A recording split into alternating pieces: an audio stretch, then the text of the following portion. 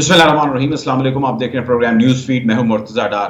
Programme में आज बात करेंगे हम उस खुतबे की जो हुज्जतुल विदा जिसको जो है वो कहा जाता है, उसके हवाले से कि उस खुतबे के अंदर क्या बात है जो मुस्लिम उम्मा के हवाले से की गई, जिसका आज बड़ा जिक्र हो रहा है। आज शाम भी होता रहा, सुबह भी होता रहा, कल भी होता रहा। इस सब का असर मुस्लिम उम्मा पे कितना है और ग्राउंड पर जो मौजूद रियलिटीज़ हैं वो क्या बयान करती हैं। पाकिस्तान के अंदर जो खुतबे के अंदर बताई गई चीज़ें हैं उस पर कितना अमल हो रहा है। रियासत हमारी है, कायम है, हमारी जमहूरियत भी है। हमारे यहाँ जो लोग हैं कहने को वो भी आज़ादी की ज़िंदगी गुजार रहे हैं, लेकिन मैं चाहता हूँ कि एक एक करके चीज़ों को हम पकड़ते जाएं और इस पे जो हमारे उलमाए कराम हैं, जो मजहबी स्कॉलर हैं हमारे, जो हमें प्रोग्राम में ज्वाइन कर रहे हैं, उन्हीं की ज़ुबानी आपके सामने आज चीज़ें रखें कि भाई दर्स क्या है कुरान का, हदीस का। और जिस मौके पे, हज के मौके पे जो कुछ भी बयान किया गया और जिस लोग शौक से और अपनी मजहबी अकीदत को सामने रखते हुए पहुंचते हैं खुदा के घर पे, उन्हीं के देश में, उन्हीं के ममालिक में, उन्हीं की जिम्मेदारियों में, उन्हीं की जिम्मेदारियों में डायरेक्टली एंड डायरेक्टली वो क्या क्या रोल प्ले कर रहे हैं। मुझे प्रोग्राम में ज्वाइन करें प्रोफेसर सईद रजा बगदादी। बहुत बहुत शुक्रिया सर आपका प्रोग्राम में वक्त निकालने के लिए। सबसे पहले मैं चाहता हूं कि आपने यकीनी तौर पर सुना होगा, कुछ अभी अमल जारी है, क्या कहेंगे खुलासा अगर मैं आपसे जानना चाहूँ, हमारे नाजरीन जानना चाहें इस खिताब का, इस हुज्जतुल विदा के। जी बिस्मिल्लाहिर्रहमानिर्रहीम। बहुत शुक्रिया जनाब मुर्तज़ा डार साहब, आपने अपने बड़े ही वसी प्रोग्राम में मुझे मदऊ किया है और एक खूबसूरत मौजू के ऊपर आज इंशाअल्लाह ताला हम गुफ्तगू करेंगे। है इस दफ़ा जो खुतबा हज हुआ है, जो गुजरने वाले दिन बयान किया गया है इमाम हज की तरफ से, अगर हम उसका बगौर जायजा लें तो वो तीन बड़े पॉइंट्स में उसका जायजा लिया जा सकता है। क्या किया है, फिर अकायद में तौहीद, रिसालत और खत्म नबूवत पर उन्होंने जोर दिया। उसके बाद उन्होंने इत्तेहाद उम्मत पर ज्यादा जोर दिया और फिर उसके बाद उखरवी कामयाबी पर मेहनत करने की बात की गई है। तो ये तीन बड़े पॉइंट्स हैं जिनमें इमाम काबा ने अपने पूरे खुतबे को समराइज किया है। बेसिकली ये 20 मिनट्स का एक मुख्तसर खुतबा था, ये पूरी इंसानियत के लिए बिलउमूम और मस्जिद नमरा में सामने बैठे हुए और इरफात के मैदान में जमा हुए तमाम मुसलमान हुज्जाज जो हैं उनके लिए बिलखुसूस होता है। उसको मैं थोड़ा तफसीलन आपके सामने रखना चाहूँगा। इमाम अली ने जब खुतबा शुरू किया तो उन्होंने सबसे पहले अल्लाह रब्बुल इज्जत की वहदानियत की बात की और कहा कि अल्लाह पाक की तौहीद ही सबसे बड़ा अकीदा होना चाहिए एक इंसान के लिए। और उन्होंने कहा कि क्योंकि इस वजह से उसकी तौहीद को मानना जरूरी है, उसको खालिक व मालिक मानना जरूरी है, क्योंकि जिंदगी और मौत का कादिर वही है, जिंदगी भी उसी ने अता की है और हमने पलट कर भी उसी की तरफ जाना है। फिर उन्होंने आका अलैहिस्सलाम की रिसालत की हमागिरियत की तरफ इशारा फरमाया और फरमाया कि वमा अरसलनाका इल्ला रहमतल लिल आलमीन। अल्लाह रब्बुल इज्जत ने ये फरमाया है कि ए हबीब, हमने आपको तमाम कायनात के लिए, तमाम दुनिया और जहानत के लिए रहमत बनाकर भेजा है। तो उन्होंने कहा कि आका अलैहिस्सलाम की रिसालत जो है वो सिर्फ मुसलमानों तक महदूद नहीं है, बल्कि तमाम इंसानियत के लिए और तमाम कायनात और आलमीन पर हावी है। उसके बाद उन्होंने उम्मत मुसलमा को मुखातिब किया और मुखातिब करके उन्होंने कहा कि ए मुसलमानों, ए उम्मत मुसलमा, तकवा इख्तियार करो, अल्लाह से डरते रहो। उन्होंने कहा कि तकवा इख्तियार करने वाला ही उखरवी कामयाबी का हकदार होगा। तो ये चंद चीजें हैं जो उन्होंने अकायद के हवाले से बयान की। फिर उन्होंने कहा कि अल्लाह रब्बुल इज्जत की हुदूद की हिफाजत करो। हम देखते हैं कि अकायद पर बहुत जोर था और उसके बाद फिर इत्तेहाद उम्मत पर जोर था। और उन्होंने कहा कि तमाम अंबिया जितने भी दुनिया में आए वो शिरक से रोकते रहे, इस वजह से जरूरी है कि तौहीद से हमारा अकीदा पुख्ता हो जाए। फिर उन्होंने अल्लाह रब्बुल इज्जत के हुकूक की बात की कि नमाज कायम करो, ज़कात अदा करो, मुसलमानों को अपनी इबादत की तरफ मुतवज्जे किया, रोजे रखो, हज अदा करो। और आगे एक इंतहाई इंपॉर्टेंट मैसेज था जो उन्होंने पूरी उम्मत मुसलमान के नाम बयान किया और उन्होंने कहा कि आका अलैहिस्सलाम की खत्म नबूवत पर यकीन रखो। आका अलैहिस्सलाम आखिरी नबी हैं और हुजूर के साथ कोई और नबी नहीं आ सकता। फिर उन्होंने फरमाया है कि एहसान इख्तियार करो और उन्होंने आका अलैहिस्सलाम की वो मारूफ हदीस बयान की कि एहसान ये है कि तुम अल्लाह की इबादत ऐसे करो जैसे तुम अल्लाह को देख रहे हो। اگر تمہارا ایمان میں کمزوری ہے تو پھر کم از کم یہ ضرور گمان رکھو کہ اللہ تمہیں دیکھ رہا ہے۔ پھر انہوں نے وہ جو اہم ایک اور جو آج کے دور میں سمجھتا ہوں بہت ریلیونٹ پوائنٹ ہے، اس پر وہ آئے ہیں اور انہوں نے فرمایا کہ مسلمان آپس میں اتحاد قائم کریں، اور قرآن پاک کی وہ آیت کریمہ انہوں نے پڑھی کہ وَاعْتَصِمُوا بِحَبْلِ اللَّهِ جَمِيعًا وَلَا تَفَرَّقُوا، تمام مسلمان آپس میں ایک مضبوط رسی کے ساتھ بندھ جائیں اور تفرقہ اختیار نہ کریں۔ انہوں نے کہا کہ دنیا و آخرت کی کامیابی امت مسلمہ کے لیے اتحاد میں مضمر ہے، اور پھر انہوں نے کہا کہ آپس میں جنگ و جدل نہ ہو، امت مسلمہ آپس میں رحماء بینہم کی تصویر بنے۔ ایک اور آیت کریمہ کا انہوں نے حوالہ دیا کہ وَاذْكُرُوا نِعْمَتَ اللَّهِ إِذْ كُنْتُمْ أَعْدَاءً فَأَصْبَحْتُمْ بِنِعْمَتِهِ إِخْوَانًا، کہ لوگوں یاد کرو جب تم آپس میں دشمن تھے اور لڑائی جھگڑے میں مصروف عمل تھے، اللہ رب العزت نے اپنے حبیب تمہیں عطا کی کہ تم آپس میں بائی بائی ہو گئے۔ تو یہ چند چیزیں ہیں۔ اس کے بعد پھر انہوں نے کہا کہ مسلمان، آپ بغدادی صاحب آپ میرے ساتھ رہے، میں چاہتا ہوں کہ اس کی تفصیل میں ہم جائیں، آپ میرے ساتھ رہے گا۔ ابھی میں جوائن کریں علامہ حسن رضا ہمدانی صاحب، بہت شکریہ علامہ صاحب پروگرام کے لیے وقت نکالنے کے لیے۔ سر یہ فرمائیے گا علامہ صاحب کہ جو خطبہ ہے حج کا، اس کا ظاہر ہے بہت احترام ہے، اور اس کو جس قسم کی تلقین عام مسلم امہ کو کی جاتی ہے، اس کا ذکر ہے کرنا بڑا ضروری ہو جاتا ہے، اس لیے کہ ہم اس کو ڈیمونسٹریٹ اپنی پریکٹیکل لائف میں تمام مسلم امہ اپنے ممالک کے اندر ہوتا دیکھنا چاہتے ہیں۔ میں جاننا آپ سے چاہتا ہوں کہ جو چیزیں کہی گئیں اس میں سے کتنی چیزیں ہیں جس پہ آج آپ مسلم امہ میں اس کی ایگزیکیوشن ہوتی دیکھتے رہے؟ مثال کے طور پہ جس طرح ایک چیز انہوں نے فرمائی خطبہ حج کے دوران، وہ مسلمانوں کی یونٹی کے حوالے سے بڑا ذکر انہوں نے کیا کہ جی مسلمان یونائٹڈ ہونے چاہیے اور ان کی یکجا رہنے میں ہی ان کی بقا ہے۔ لیکن ہم دیکھتے ہیں کہ یہاں پہ مسلمانوں کے ساتھ چھوڑ کے جو ہے وہ دیگر ایسے لوگوں کے ساتھ مراسم بنائے جا رہے ہیں، بڑھائے جا رہے ہیں، جن کے بارے میں بہت سارے دیگر مسلم امہ جو ہے ان پریشانی کا یا دکھ کا یا اضطرابی کیفیت کا شکار ہیں۔ کیا کہیں گے سر؟ جی بسم اللہ الرحمن الرحیم وبہ نستعین خیر سمعین۔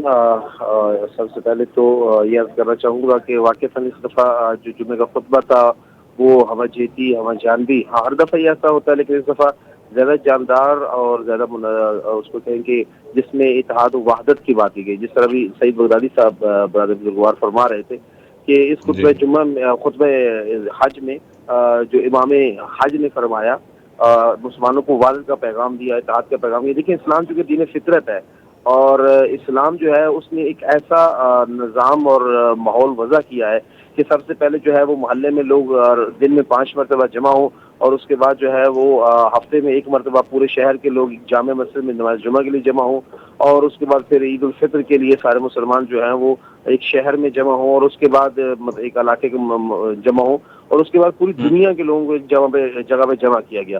اور میں سمجھتا ہوں کہ ایسا شاید اسلام کے علاوہ کہیں بھی عبادت نہیں ہے کہ جو مسلمانوں کو میسر ہے حج کی صورت میں، اور تمام دنیا کے مسلمان بغیر کسی رنگ و نسل، بغیر کسی طبقہ، کسی لسان زبان کے جو ہے وہاں پہ جمع ہوتے ہیں، اور سب جو ہے لبیک اللہم لبیک کی صدا دے رہے ہوتی ہے۔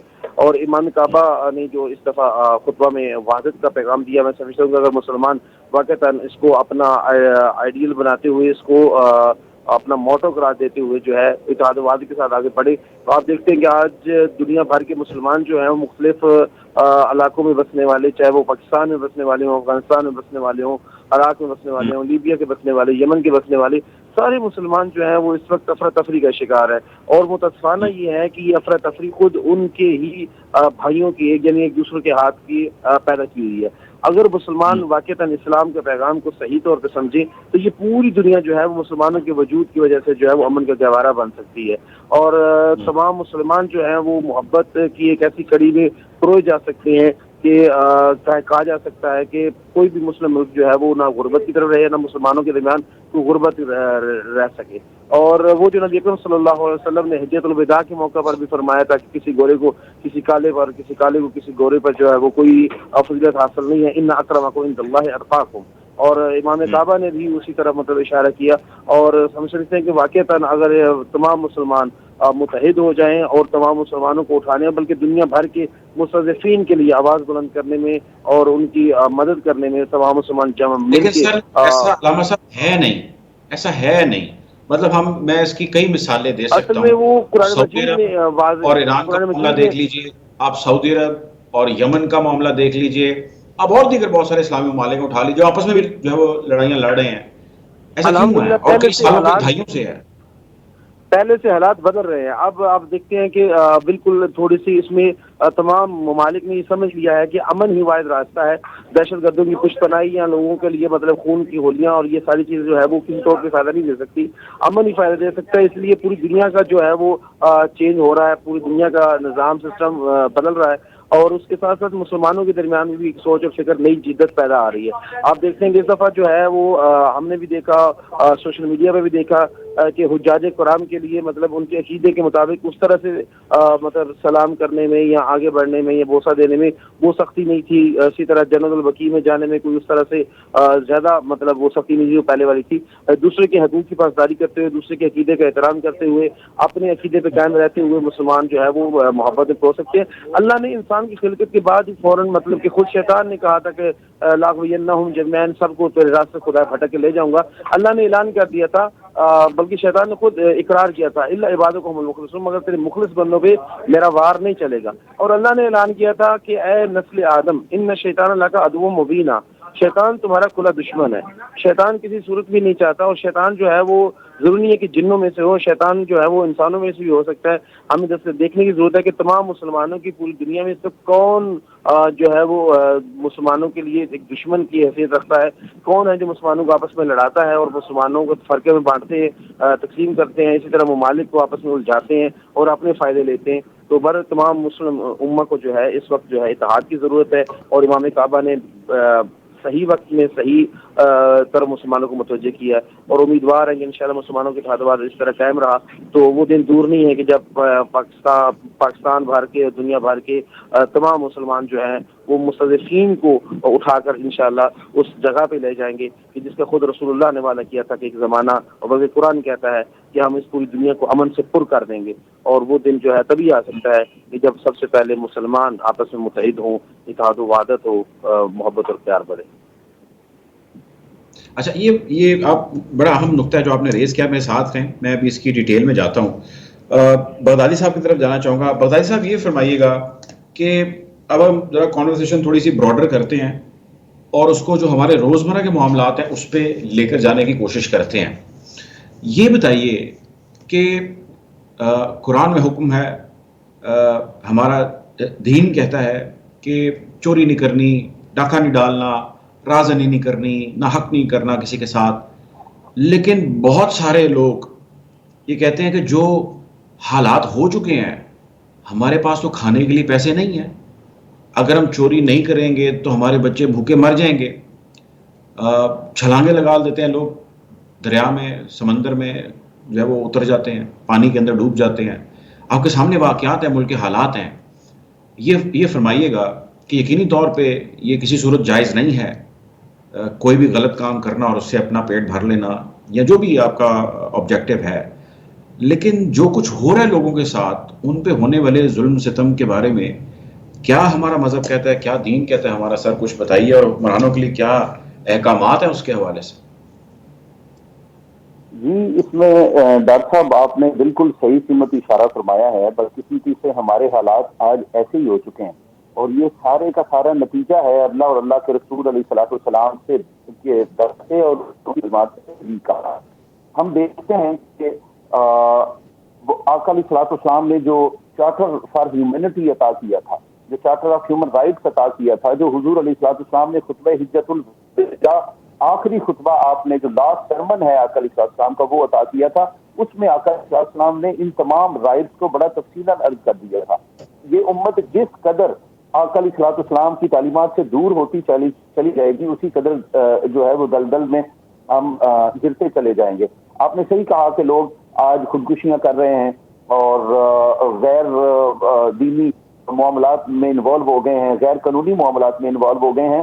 یہ سارے کا سارا قصور میں سمجھتا ہوں آج ریاست سے پاکستان کو چلانے والوں کا ہے. نہ ان لوگوں نے تربیت کی لوگوں کی, نہ اخلاقی تربیت کی, نہ قانونی تربیت کی, اور نہ لوگوں کو ان کے رائٹس دیے ہیں. جب لوگوں کو ان کے رائٹس ہی نہیں ملیں گے, آقا علیہ الصلوۃ والسلام نے, آپ دیکھیں کہ مکی زندگی میں آقا علیہ الصلوۃ والسلام نے کوئی حدود جو ہیں وہ انفورس نہیں کی ہیں. جب آقا علیہ السلام مدینہ طیبہ تشریف لاتے ہیں, ریاست مدینہ قائم ہو جاتی ہے, تو پہلا کام جو حضور علیہ السلام فرماتے ہیں وہ مواقع مدینہ ہے. یعنی جو مہاجر آئے تھے ان کے پاس کچھ نہیں تھا, نہ کھانے پینے کے لیے تھا, نہ رہنے کے لیے کوئی جگہ تھی, اور مہاجرین جو تھے ان کو کہا کہ تم آپس میں بھائی بھائی بن جاؤ اور مال کی منصفانہ تقسیم اس طرح سے کر دو کہ جو جن کے پاس نہیں ہے اپنے مال میں سے ان کو آدھا حصہ دار بنا دو. تو جب تک ہم لوگوں کے معاشی حقوق کا تحفظ نہیں کریں گے, لوگوں کے لیے انصاف کا تحفظ نہیں کریں گے, لوگوں کے لیے ان کے دیگر حقوق کا تعلق, تو ظاہری بات ہے لوگ کہیں گے. یہ جب تک ہم ہماری ریاست لوگوں کو کی خود کفالت کی طرف نہیں جاتی, لوگوں کے لیے وسائل کے صحیح استعمال کی طرف نہیں جاتی. اب لوگ کیا کریں یہ سر, یہ بھی تو بتائیں نا کہ دین کی روح سے, اسلام کی روح سے پھر لوگوں کو بھی بتائیں نا.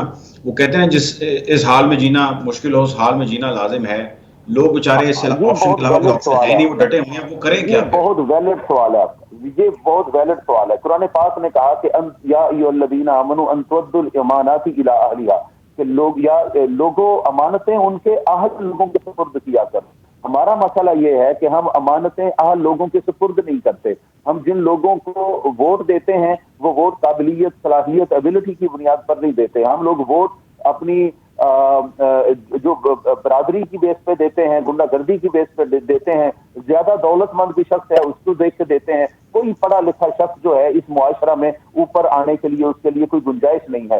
تو جب تک ہم اہل لوگوں کو آگے نہیں لے کے آئیں گے, وہ ہمارے لیے بہترین پالیسیز نہیں بنائیں گے. بہترین پالیسیز نہیں بنے گی, انہیں انفورس نہیں کیا جائے گا. صحیح معاشرہ, ایک خوشحال معاشرہ جنم نہیں لے گا. اگر ہم صحیح بنیادوں پہ اسلامی فلاحی معاشرے کے قیام کی طرف بڑھنا چاہتے ہیں جو ایک فرد کے رائٹس کا اور حقوق کا تحفظ ہے, تو اس کے لیے ضروری ہے کہ سب سے پہلے وہ امانت, ووٹ کی جو امانت ہے اس کا ہم صحیح استعمال کریں اور ہم اس ظلم کے نظام کو بدلنے کی کوشش کریں. میں کچھ دیر پہلے آقا علیہ الصلوۃ والسلام کا جب حجۃ الوداع کے پوائنٹس کو دیکھ رہا تھا, اس میں آقا علیہ السلام نے جو رائٹ آف جسٹس بیان کیے ہیں, مرتضیٰ ڈار صاحب آپ حیران ہو جائیں گے. آج سے 14 صدیاں پہلے آقا علیہ الصلوۃ والسلام نے فرمایا, آگاہ ہو جاؤ, اب مجرم خود ہی اپنے جرم کا ذمہ دار ہوگا. اب نہ باپ کے بدلے بیٹا پکڑا جائے گا, نہ بیٹے کے بدلے بیٹے کا بدلہ باپ سے لیا جائے گا. اب آپ دیکھیں کہ 1400 سال پہلے آقا علیہ السلام نے جو حکم فرمایا لوگوں کے لیے جسٹس کو انشور کیا, تو آج بھی ہم اس کے کر رہے ہیں. آج بھی ہم دیکھتے ہیں کہ پاکستان میں اگر یعنی کوئی بھی ہو ملتا تو ہم اس کو اٹھا کے لے جاتے ہیں, یعنی والدین کو اٹھا لیتے ہیں, بھائیوں کو اٹھا لیتے ہیں. تو ضروری ہے کہ ہم آقا علیہ السلام کی تعلیمات کی طرف پلٹیں. جب تک ہم آقا علیہ السلام کی تعلیمات کی طرف نہیں پلٹیں گے, نہ ایک فرد کے معاملات میں جو ہے وہ اصلاح ہوگی, نہ خاندان بہتر ہوں گے, نہ معاشرہ بہتر ہوگا. تو اس سب سے پہلے ہم اپنے حقوق کو پہچانیں اور اپنے فرائض ادا کریں. فریضہ یہ ہے کہ اس ظلم کے نظام کو بدلنے کے لیے اپنے ووٹ کا صحیح استعمال کیا جائے. اور حقوق یہ ہیں کہ جب صحیح ووٹ کے ذریعے سے آپ لوگوں کو چناؤ کر لیتے ہیں تو اس کے بعد ان سے اپنے حقوق کو طلب کریں اور باہر نکلیں. حضور نے فرمایا, من رأى منکم منکرا فلیغیرہ بیدہ فإن لم یستطع فبلسانہ فإن لم یستطع فبقلبہ. حضور نے فرمایا, تم میں سے جو کوئی برائی ہوتا دیکھے تو اس کو روکے ہاتھ سے, طاقت تو زبان سے جان سے برا جاننا ہے. یہ ایمان کی کمزور ترین علامت ہے. تو آج تو حال یہ ہو گیا کہ ہم برائی کو دیکھ کر بھی اس کو نہیں کہتے, روکتے نہیں ہیں, زبان سے. بالکل ٹھیک ہے بغدادی صاحب, آپ کا سر پوائنٹ آ گیا, بالکل ٹھیک ہے, میرے ساتھ رہیے گا. علامہ حسن صاحب, سر یہ فرمائیے کہ اس ملک کو رول کرتے چلاتے جو اس کے کرتا دھرتا ہیں ٹھیکیدار ہیں, وہ جو کوئی بھی ہیں, وہ کئی سالوں کئی دہائیوں سے چلتے آ رہے ہیں. لوگوں کے مسئلے مسائل تو سر حل ہو نہیں رہے, حالات ان کے ابتر ہو رہے ہیں. اور کرپشن کی داستانوں سے لے کے, بے گناہیوں سے لے کے, لمبی لمبی کہانیوں سے لے کے ساری حقیقتیں سب کے سامنے ہیں, آپ کے سامنے بھی, میرے سامنے بھی, سننے والوں کے سامنے. اب یہ جو حکمران ہیں یہ رائٹ یا رانگ طریقہ کار سے آ جاتے ہیں. میں اس کی ڈیٹیل میں نہیں جانا چاہتا, لیکن وہ جب آ جاتے ہیں اپنے منصب پر بیٹھ جاتے ہیں تو وہ لوگوں کو رول کرنے لگ جاتے ہیں, کروڑوں لوگوں کو. ان کی پکڑ اس دنیا میں تو لوگ ہوتے نہیں دیکھتے، میں نے نہیں دیکھی کہ ان کی پکڑ ہو رہی ہے کسی بھی غلط چیز کے اوپر، لیکن دوسرے جہان میں پکڑ ہے ان کی، اگر ہے تو کیا ہے کم؟ حضور اس میں عرض یہ ہے کہ دیکھیں کہ مسلمانوں کی اور بالکل پاکستانیوں کی جو ہے وہ سب سے زیادہ میں یہ سمجھتا ہوں کہ کمزوری ہے کہ وہ اسلامی تعلیمات سے کوسوں دور ہے. اسلامی تعلیمات ہی خود جو ہے وہ انسان کو حریت سکھاتی ہیں، آزادی سکھاتی ہے، آمریت کے مقابلے میں ڈٹ جانا سکھاتی ہیں. خود آپ دیکھتے ہیں کہ نبی اکرم صلی اللہ علیہ وسلم کے زمانے میں جب ظلم و جور یعنی اسلام کا اعلان نہیں ہوا، اعلان اسلام سے پہلے ظلم و جور کا دورہ ہے، اور جس کی مرضی بہو بیٹی اٹھا لی جاتی ہے، جس کا مرضی مال لوٹ لیا جاتا ہے. ایسے میں حلف الفضول کیا جاتا ہے. جب حلف الفضول ہوتا ہے تو نبی اکرم صلی اللہ علیہ وسلم اعلان اسلام کے بعد بھی کہتے ہیں کہ اس جیسا جب بھی معاہدہ ہوگا میں محمد سب سے آگے صلی اللہ علیہ وسلم سب سے آگے بڑھ کے اس میں پارٹیسپیٹ کروں گا. تو یعنی کہ ایک ایسا معاہدہ ہوتا ہے کہ جس کے ذریعے سے مکہ کا امن بحال ہوتا ہے. جب نبی اکرم صلی اللہ علیہ وسلم مدینہ میں تشریف لاتے ہیں تو وہاں پہ بھی سب سے پہلے جو بات ہوتی ہے وہی مستضعفین کے حقوق کی بات ہوتی ہے. اور یہاں پہ متاسفانہ اسلام کے نام پہ بننے والی مملکت جو ہے وہ ابتدا سے ہی قائد اعظم جیسی بڑی شخصیت کو بھی ایمبولینس میں رکھا جاتا ہے اور ہاسپٹل تک نہیں پہنچنے دیا جاتا. اور اس کے بعد بہت بڑے بڑے سانحات جو ساری دنیا کے سامنے آپ ساری چیزیں لوگوں کے سامنے کھول کے آ چکی ہیں. تو بہرحال اس میں عرض کرنے کا مقصد یہی ہے کہ عوام الناس کو بھی مطلع ہونے کی ضرورت ہے کہ فقط جانوروں کی طرح بچے پالنا اور جانوروں کی طرح جو ہے وہ پیٹ بھر لینا یہ کافی نہیں ہے، بلکہ ہمیں انسان بننے کی ضرورت ہے. اور انسانیت جو ہے وہ انسان کو حریت سکھاتی ہے. اور انسان جو ہوتا ہے وہ صرف اپنے درد کو محسوس نہیں کرتا بلکہ وہ دوسرے کے درد کو محسوس کرتا ہے. مسلمان اس سے آگے بڑھ کے ہے اور مومن کا درجہ اس سے بھی آگے بڑھ کے ہے. نبی اکرم صلی اللہ علیہ وسلم کا ارشاد گرامی ہے کہ من اصبح ولم یأتم بأمور المسلمین وليس بمسلم، کہ جو صبح کرے اور پورا دن گزر جائے اور پورے دن میں مسلمانوں کے اجتماعی امور کی طرف متفکر نہ ہو، غور و فکر نہ کرے، وہ مسلمان ہی نہیں ہے. یعنی مسلمان ہونے کے لیے ضروری ہے کہ فقط اپنی دال روٹی، اپنے گھر بار، اپنے بیوی بچوں کی طرف متوجہ نہیں ہونا، اپنے تمام امت مسلمہ کی طرف متوجہ ہونا ہے. اگرچہ امت مسلمہ جو ہے وہ بعد کا ایک دائرہ بنتا ہے، اس سے پہلے آپ کو پاکستانیوں کے درد کی جو ہے وہ پاسداری کرنی پڑے گی.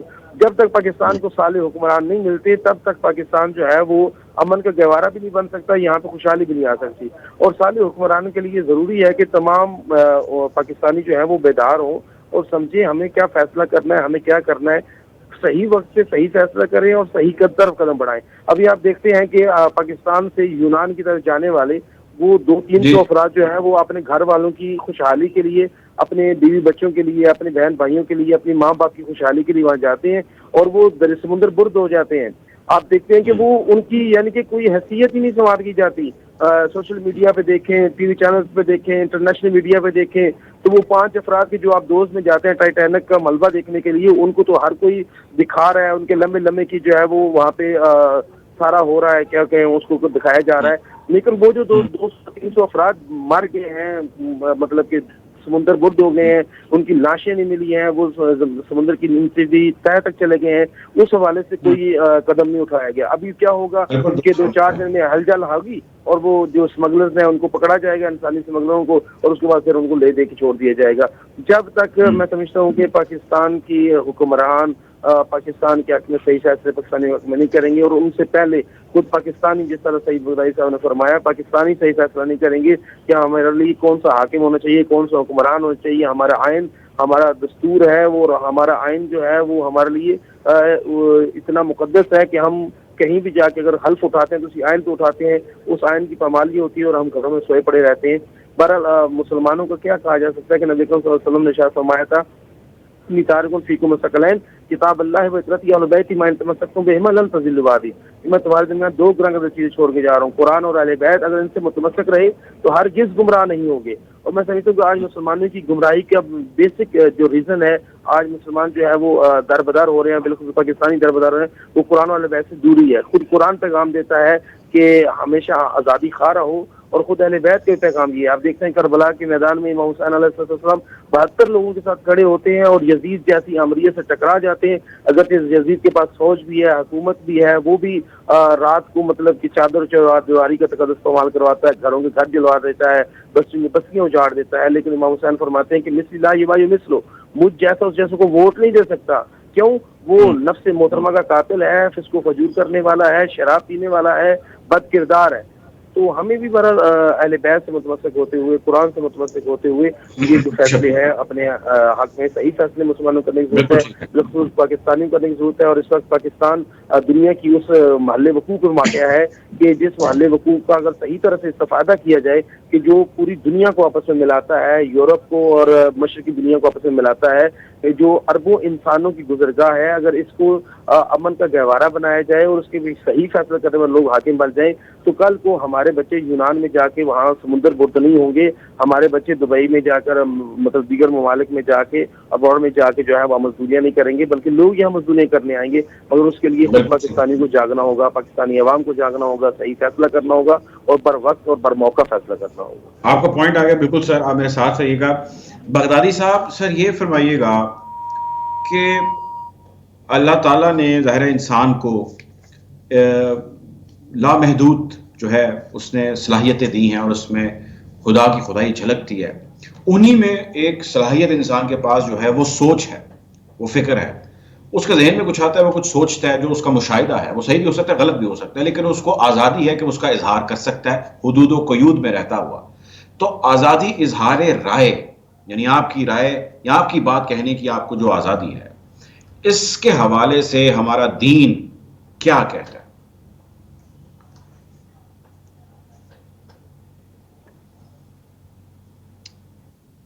بغدادی صاحب مجھے سن پا رہے ہیں آپ؟ جی ذرا سوال رپیٹ کر دیں. میرا سوال سر آپ سے یہ ہے کہ آزادی اظہار رائے کے حوالے سے ہمارا دین کیا احکامات دیتا ہے؟ جی بالکل، اظہار رائے کی آزادی کے حوالے سے دین جو ہے وہ انسان کو نہ صرف اظہار رائے کی آزادی دیتا ہے، عمل کی آزادی دیتا ہے، مگر اس آزادی کے ساتھ ساتھ کچھ حدود کا بھی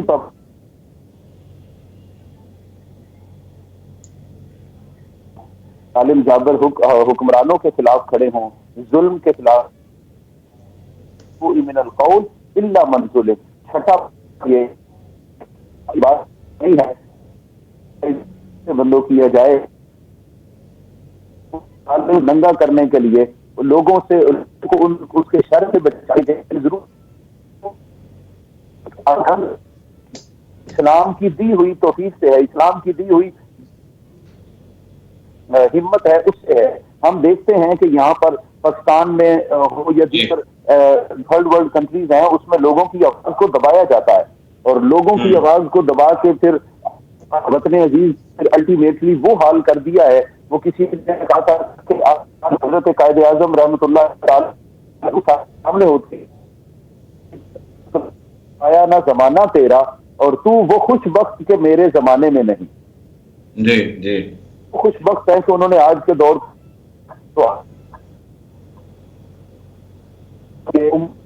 کو بھی اور پاکستانی قوم کو بھی اپنے حقوق کے لیے آواز بلند کرنے کی ضرورت. بلند نہیں کریں گے تب تک کوئی ماں بھی اپنے بچے منہ میں.